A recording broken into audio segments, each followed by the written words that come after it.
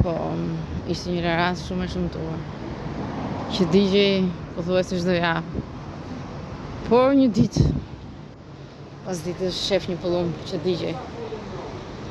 Dhe Laraska fillon të ndihet pak ngushëlluar. Të vi në vete. Se çan të veten, unë jam e shëmtuar që më vrasin djegin. Jam e shëmtuar. Kur shef pëllumbin në rast ka pitur të djegur, të gati të ngordër.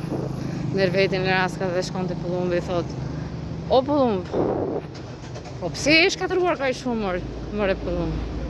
"Jam dogjun," i tha. "S'kam që bëj. Koha. Po më djegin, po më shqyejnë shumë." "Po di Laraska, s'm dukesh dash keq." "Jo, më keq se ti, po kur të shoh ty, ndihem pak më mirë." I thot Laraska: "Shko pëllumb, sa ti je ti në djegje, unë do jem më mirë se ty." "Pse?" I thot. "Jo, hu ika tani," i thot Laraska. Kalojnë 2 javë të tjera. Pëllumbi digjet, Laraska digjet. Pëllumbi digjet, Laraska digjet. Pas 2 javësh Laraska vjen e veshur. Me push. Pëllumbi i djegur komplet pa push. Edhe Laraska qesh: "O pëllumb, a more vesh sa e shëmtuar?" "Jo." "Ma thuj ti, po ku i ke veshjen mor pëllumb?" "O, më dogjën," tha. "Më dogjën të gjithë." "O Laras, po s'të njoha, më Laras, më duket si pëllumb." "O, ti digj unë marqimet, dhe u bëra e bukur, e kuptove tani se ç'do thot Laras? Të digjet një Laras." "Jo," i thot pëllumbi, "tani e kuptova." "Me që qenë kaq i zgjuar," i thot Laraskës, "unë kam rënë dashuri me ty," i thot pëllumbi. "Ato puthe me ty?" "Po," i thot Laraska. "Unë atë po kërkoj. Po s'më shifje me sy mirë." Puthet Laraska me pëllumbi në natyrë. Çuk vjen një Laras tjetër. "O dreq, ti çeke Laraska." "Pushoj," i thot, "ik mu qëro se jam në ëndrat e mia. Mirë më vonë do më takosh se të vrava," i thot shoqja vet. Ishte shoqja e Laraskës. Puthet pëllumbi me Laraskën, knaqet Laraska. Se kishte ndërruar gjithmonë një pëllumb. Pavarësisht se ishte i zhveshur. Laguriq.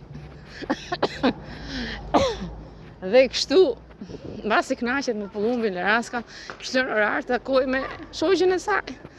Dhe se s'do më vije ikën, i thot pëllumbit, "Tani po iki, do takojmë nesër." "Mirë," i thot, "po dojgje do të ndihmoj unë me sa qime." Që të vishësh. "Vërtet," i thot, "që ke zonja." "Po, pra prandaj po." Edhe ikën Laraska të shoqja vetë, thashë s'do më vije. I thot Laraska shoqja: "Mëj Laraska, po ku je për kaq e bukur më? Mëj dreq, po ku gjete këto qime kaq të bukura?" "Shiko, do të ndihmoj unë." "Si, do gjejmë shok pëllumit." "Të martohesh, se shoh që më ke zili." "Po," i thot Laraska shoqja, "që ke të mërshme, po duhet digjesh njëri." I thot, "Si do digjem?" "Jo, nuk vip.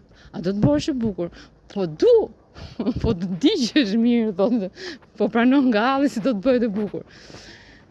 Digjet shoqja e Laraskës. I thot pëllumit, "O pëllumb, ku i keni shok më dreq që të bëhet bukur?" "Po gjynaf." "A do të bëhesh i bukur apo si ke hallin?"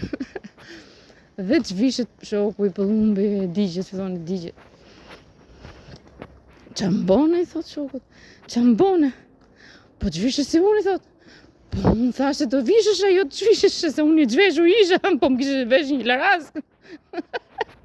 I thot shoku. "Po mi hoqe prap më dreq." U vesh Laraska me shokun e pëllumbit, da bien dashuri, thot, "A do bishin dashuri me mua?" Se me mori gjithë qimet. Po, pëllumbi bukur, po vdiste për një dashuri. Jo Laraska këtë radhe, jo shoqja.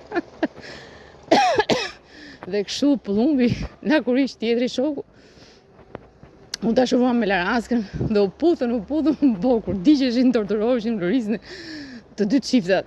Rrinin bashk. Por tash duhet gjeni një kostum për shok për të dashurit e tyre. S'kishin si ta gjenin, se gjithë ishin të shpeshur dhe martuar me Laraskën.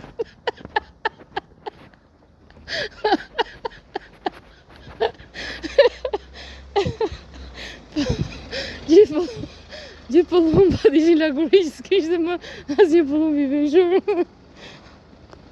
Në raskat ishin shumë të lumtur.